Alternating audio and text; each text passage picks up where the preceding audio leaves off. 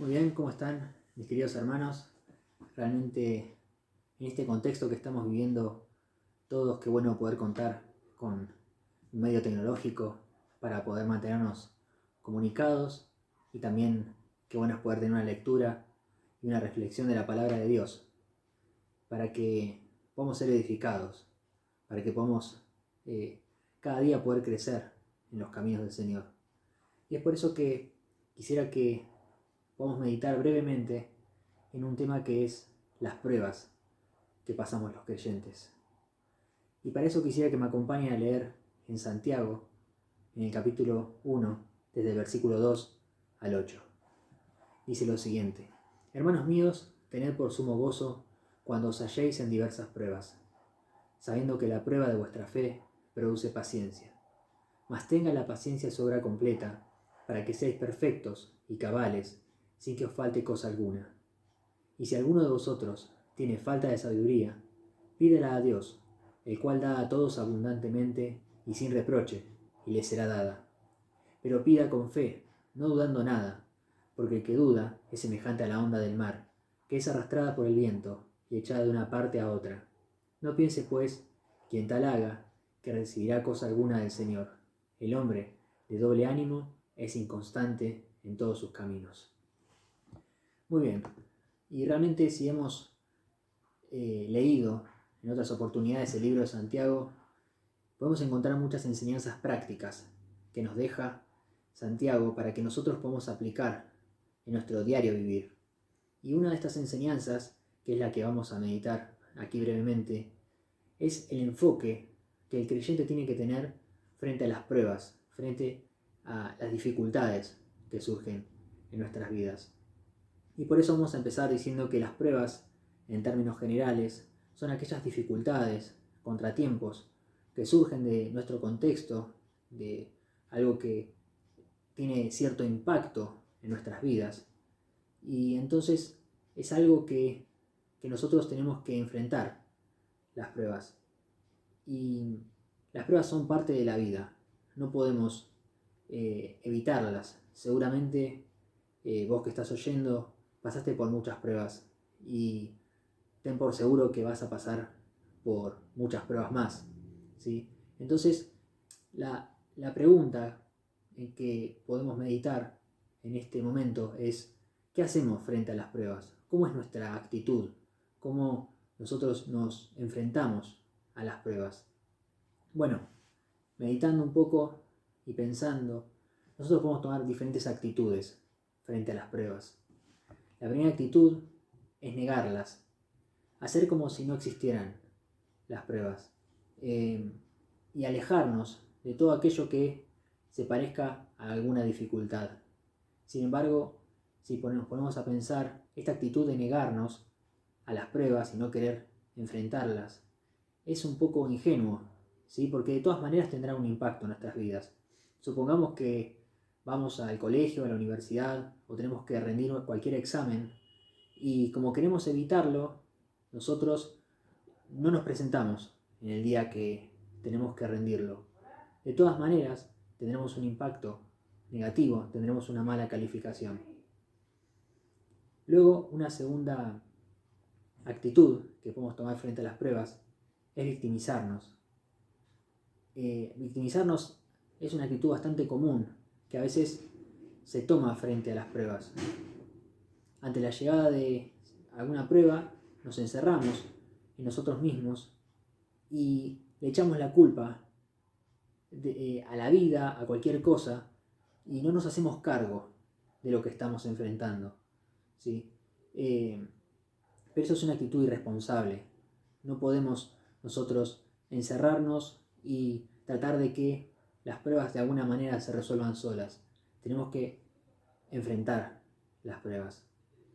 Una tercera actitud para que podamos meditar es tratar de resolver las pruebas con nuestras propias fuerzas, ¿sí? El mundo vive así. El mundo intenta enfrentarse con su propio conocimiento, su propia fuerza, pero nosotros los creyentes, los hijos de Dios, sabemos que por nuestros propios medios no vamos a llegar a buen camino. Dice el Salmo 20 en el versículo 7, estos confían en carros, aquellos en caballos, mas nosotros del nombre de Jehová nuestro Dios tendremos memoria. Ellos flaquean y caen, mas nosotros nos levantamos y estamos en pie.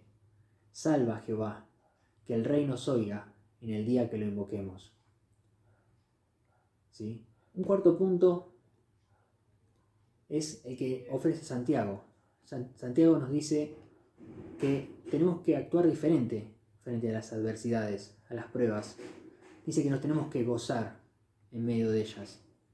Ahora, vos te podés poner a pensar, ¿cómo nos podemos gozar en medio de las pruebas? Bueno, Santiago viene a desarrollar esta idea y dice que las pruebas producen en nosotros paciencia, perseverancia. ¿Para qué? Para llegar a un objetivo. Y ese objetivo es poder crecer espiritualmente, es poder madurar como hijos de Dios, es poder cimentar una fe sólida en nuestro Señor Jesucristo, es poder tener una fe más profunda, ¿sí?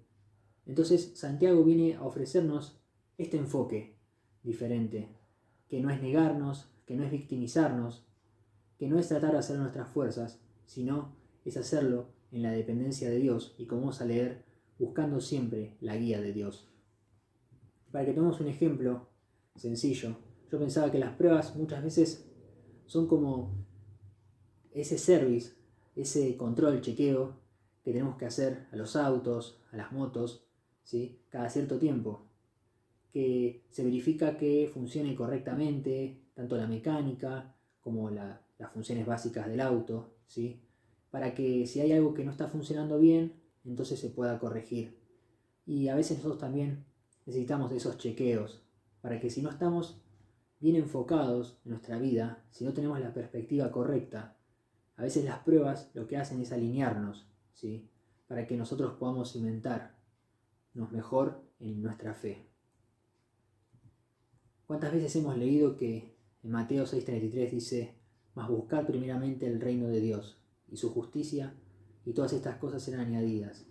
Y realmente pienso que muchas veces en la rutina, en el diario vivir, con tantas cosas que tenemos, nos olvidamos que todo lo que tenemos, todo lo que podemos llegar a alcanzar, y todo debe descansar en Dios. Que Él es quien provee todas las cosas. Él es Él es el soberano, ¿sí? Y creo que muchas veces nos pasa que en medio de tantas cosas nos olvidamos que tenemos que buscar primeramente, es decir, nuestra prioridad debe ser el reino de Dios y su justicia. Y todo lo demás dice que será añadido y podemos confiar en Dios. Y yo creo que a veces las pruebas nos vuelven a enfocar en esta dirección correcta, y es por eso que las necesitamos.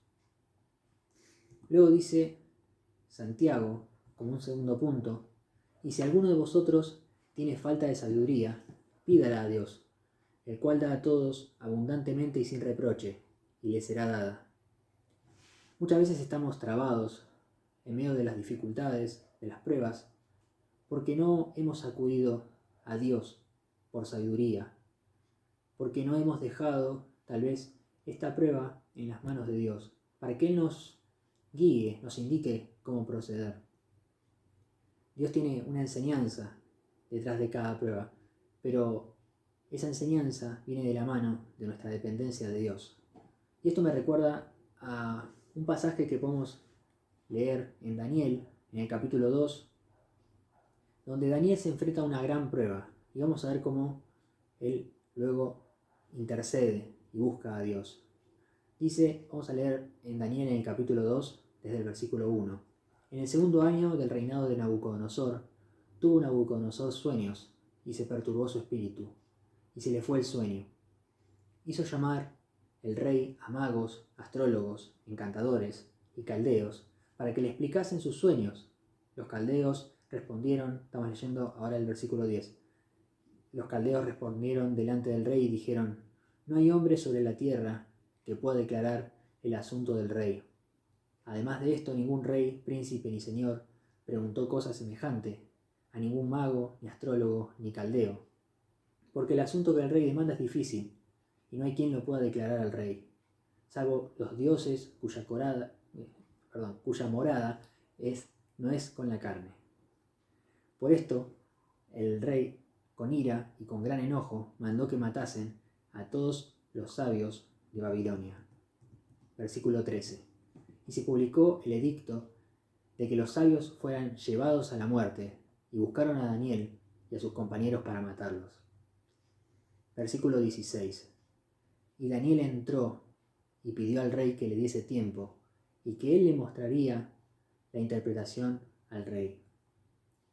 Luego se fue Daniel a su casa e hizo saber lo que había a Ananías, Misael y Azarías, sus compañeros, para que pidiesen misericordias del Dios del cielo sobre este misterio, a fin de que Daniel y sus compañeros no pereciesen con los otros sabios de Babilonia.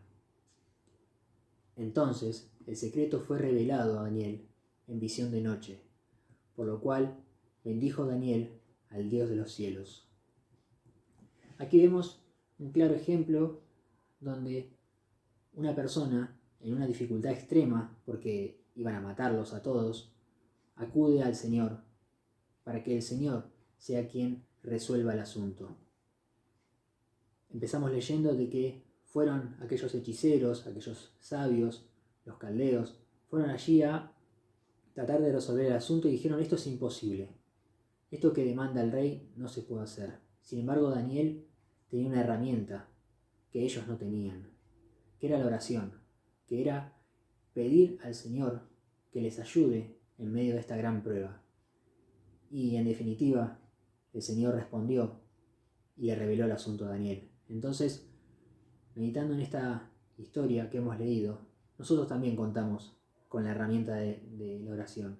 Y por eso Santiago dice: si alguno de vosotros tiene falta de sabiduría, pídala a Dios, el cual da a todos abundantemente y sin reproche, y le será dada, ¿sí?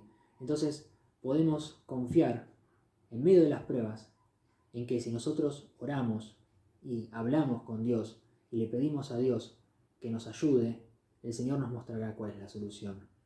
Podemos descansar, dejar en sus manos, sabiendo de que Él sabe lo mejor que podemos hacer en medio de esas pruebas.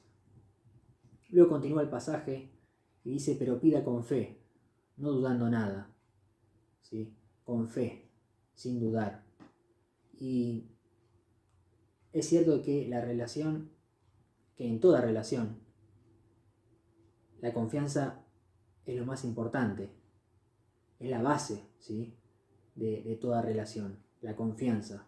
Imaginemos que un amigo nos pide un favor a nosotros, que le llevemos un documento, algo, a otra persona, ¿sí? Y nosotros obedecemos y lo hacemos, ¿sí? Y luego esta persona a que nosotros le entregamos el documento, vemos que ya nuestro amigo se lo entregó, el que nos pidió el favor originalmente.